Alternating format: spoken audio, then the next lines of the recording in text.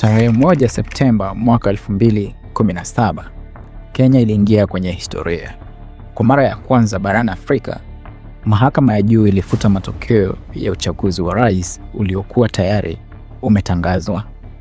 The presidential election held on 8th August 2017 was not conducted in accordance with the constitution and the applicable law, rendering the declared results invalid, null and void. Uhuru Kenyatta, ambaye alikuwa ametangaza mshindi, aliamriwa kurudi tena kwa uchaguzi mpya. Nchi ikagawanyika katika hisia tofauti. Wafuasi wa Raila Odinga walisherehekea uamuzi huo,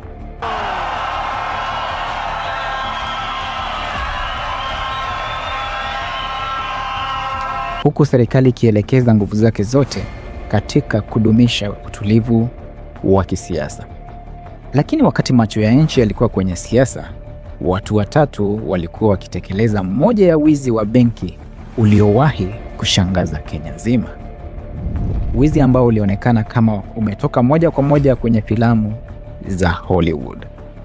Wizi uliowavutia watu wengi kuliko kuwakasirisha. Na wizi ambao ulionekana kuwa mkamilifu kabisa hadi wahusika walipokamatwa. Leo tunaangazia tukio la wizi wa KCB Thika. Moja ya uporaji wa benki uliofanywa kwa ustadi mkubwa zaidi katika historia ya Kenya.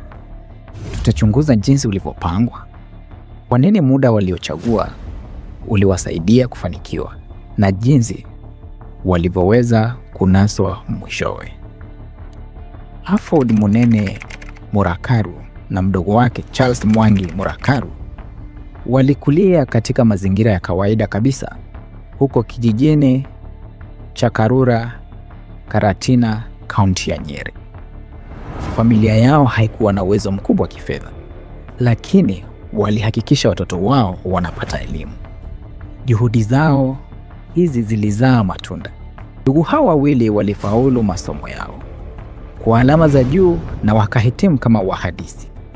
Rafiki yao wa karibu Julius Ndongo naye alipitia njia hiyo hiyo na kupata shahada ya uhandisi wa umeme na elektroniki kutoka chuo kikuu cha Nairobi.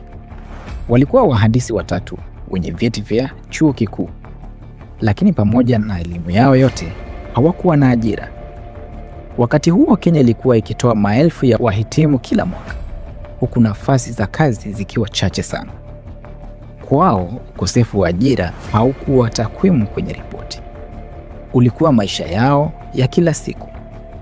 Mwanzoni mwa mwaka 2017, wanaume hao watatu walikutana katika nyumba moja huko Juja, kaunti ya Kiambu, na kufanya uamuzi ambao ungebadilisha maisha yao milele. Waliamua kuiba benki. Lengo lao lilikuwa ni mjini Thika.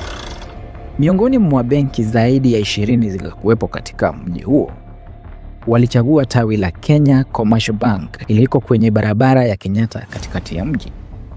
Kilichofanya uchaguzi huo kuwa wa kushangaza zaidi ni eneo la benki hiyo. Moja kwa moja upande wa pili wa barabara kulikuwa na makao makuu ya polisi ya Thika. Kwa watu wengi, hilo lingekuwa sababu ya kuachana kabisa na mpango huo, lakini kwao ilikuwa ni faida. Walijua kuwa uwepo wa polisi karibu sana ungeifanya benki ionekane salama kiasi kwamba hakuna mtu angeweza kufikiria ingeweza kuibiwa kwa njia isiyo ya kawaida. Mnamo Juni 2017, walikondi vibanda vya biashara katika jengo lililokuwa karibu kabisa na KCB.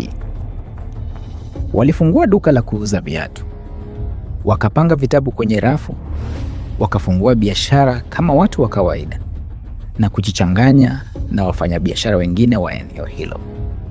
Lakini chini ya duka hilo kulikuwa na siri kubwa. Kwa kutumia kifaa maalum cha kuchimba, walianza kutoboa sakafu ya duka. Walichimba kwenda chini kwa kina cha takriban futi 10.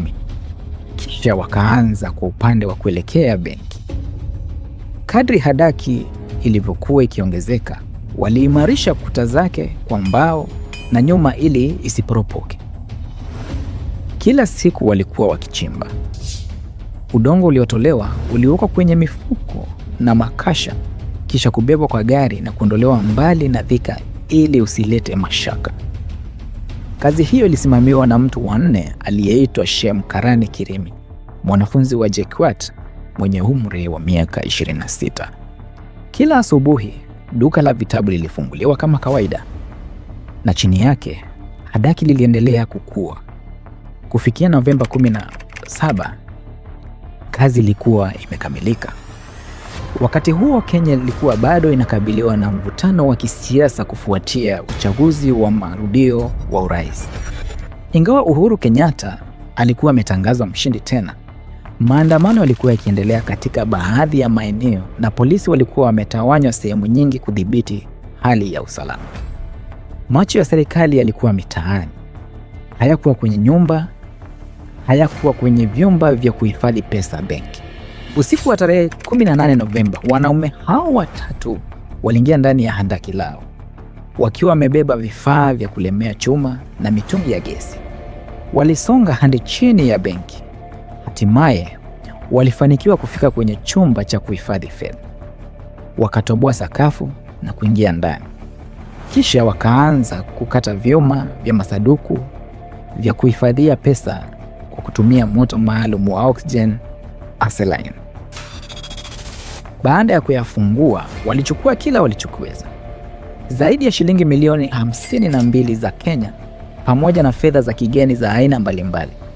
Pesa hizi ziliwekwa kwenye mifuko na kuvutwa kupitia handaki hadi ndani ya duka la vitabu. Kutoka hapo zikaondolewa gizani bila mtu yeyote kugundua. Jambo ambalo hadi leo limeendelea kuibua maswali ni jinsi walivyoweza kufika moja kwa moja kwenye chumba hicho. Mahali kilipo chumba cha kuhifadhi fedha ndani ya KCB Thika si taarifa inayopatikana kwa umma. Hakipo kwenye nyaraka za kawaida wala ramani zilizowekwa kuonekana nje. Lakini kwa namna fulani, wahandisi hao waliweza kuchimba moja kwa moja hadi mahali hapo bila kukosea. Baadhi ya maafisa wa uchunguzi walihisi huenda walikuwa na mtu wa ndani aliyetoa taarifa muhimu, lakini swali hilo halikuwahi kujibiwa rasmi. Jumatatu asubuhi, meneja wa tawi Samuel Ng'ang'a aliingia kwenye chumba hicho na kugundua harufu ya moshi. Alipoangalia chini, aliona shimo kubwa kwenye sakafu ya zege. Mara moja akapiga simu kwa polisi. Vitengo mbalimbali vya uchunguzi vikaanza kazi.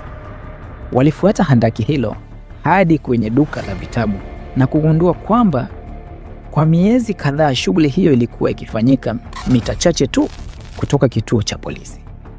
Siku 5 baada ya wizi kugunduliwa, polisi walipokea taarifa kutoka kwa wananchi. Toleo rasmi lilisema majirani waliwatilia shaka baadhi ya watu na kutoa taarifa. Lakini kuna simulizi nyingine ambayo inaendelea kusambaa kwa miaka mingi. Kwa mujibu wa simulizi hiyo, mwanamke aliyekuwa na uhusiano na mmoja wa washukiwa alirekodi video akionyesha pesa nyingi. Video hiyo ikisambaa na kuvutia watu wengi. Hatimaye ikafika mikononi mwa watu waliowaarifu polisi. Iwapo simulizi hiyo ni ya kweli, basi operesheni ilikuwa imepangwa kwa umakini mkubwa, iliharibiwa na kujionyesha kupita kiasi. Tarehe 25 Novemba, polisi walivamia nyumba moja katika eneo la Marurui, Kasarani. Ndani walimkuta Halfon, Charles na Julius. Washukiwa hao baadaye waliwaelekeza maafisa hadi nyumba nyingine katika eneo la Joyland, Juja. Nyumba hiyo ilikuwa imekodishwa wiki chache kabla ya wizi. Mwanamke aliyekodisha alikuwa amelipa kodi mapema na kuhamisha baadhi ya vitu siku moja kabla ya tukio. Lakini alipofika polisi, mwanamke huyo alikuwa tayari ametoweka. Kilichobaki ni pesa. Ndani ya nyumba hiyo walipatikana na zaidi ya shilingi milioni 17 pamoja na fedha za kigeni. Maafisa walitumia karibu saa 3 kuhesabu pesa hizo.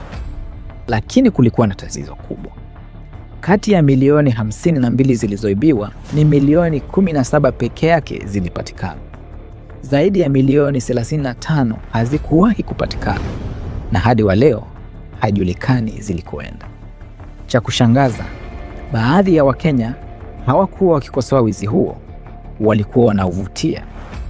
Walivutiwa na ubunifu wake, uvumilivu uliohitajika na ujasiri wa waliohusika. Tarehe 27 Novemba, washukiwa wote wanne walifikishwa mahakamani: Ashford, Charles, Julius na Shem Karani. Shem alikuwa amekamatwa Mtwapa baada ya polisi kumfuatilia kisiri. Katika maelezo yake, alidai hakujua alikuwa akisafirisha nini hadi siku aliposhuhudia makasha yakifungiliwa na kuona ndani kulikuwa na udongo. Lakini wachunguzi hawakuamini maelezo hayo.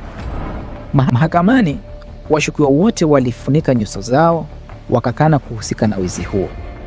Mawakili wao walidai hawakuwa watu ambao wangeweza kutoroka, na upande wa mashtaka haukuwa na hoja ya kutosha kupinga madai hayo.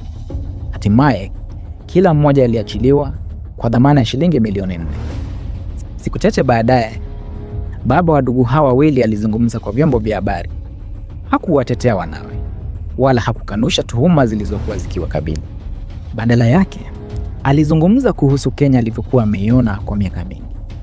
Alitaja kashfa mbalimbali za ufisadi zilizowahi kutikisa nchi: fedha za NYS, mabilioni yaliyopotea katika wizara ya afya, na viongozi ambao mara nyingi hutajwa kwenye kashfa lakini huendelea na maisha yao bila kuwajibishwa. Kisha akauliza swali ambalo wengi hawakutaka kulisikia: unawezaje kuwaambia vijana wasiibe wakati watu wenye mamlaka wanaonekana kufanya hivyo na kuendelea kuachwa bila adhabu? Hakuwa akiomba huruma, hakuwa akitetea uhalifu. Alikuwa akieleza hali ya nchi ambayo kwa mtazamo wake ilikuwa imewafundisha baadhi ya vijana kwamba anayepata nafasi anachukua kile anachoweza. Mpaka leo, swali la iwapo kulikuwa na mtu wa ndani aliyesaidia operesheni hiyo haijawahi kujibiwa. Hakuna mfanyikazi wa KCB aliyewahi kufunguliwa mashtaka kuhusika na tukio hilo, na zaidi ya shilingi milioni 35 zilizopotea katika wizi huo bado hazijajulikana zilipo.